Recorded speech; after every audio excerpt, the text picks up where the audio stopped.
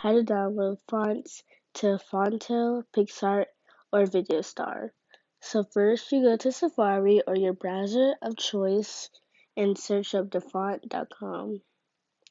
So it should be the first one that pops up, which is this one, and you just click on that.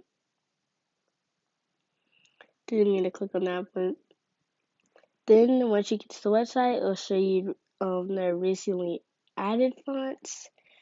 But I don't want any of those, so I'm gonna look at the types of fonts, and I think I'm going for a cartoon font.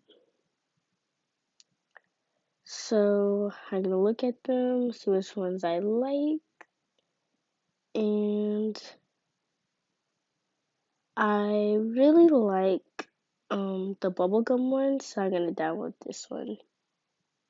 And you just click download, and then you press download, and then once you've done that, there'll be an arrow that pops up, and then you click on that, and then you click on bubblegum, and then once you're here, you have to go to bubblegum, and then click on the folder, and then you click on this, and then you press that arrow thing, and then you go to the app that you want to put it in, sorry, Fonto, and then you just press install, and then you'll be able to use the font that you downloaded.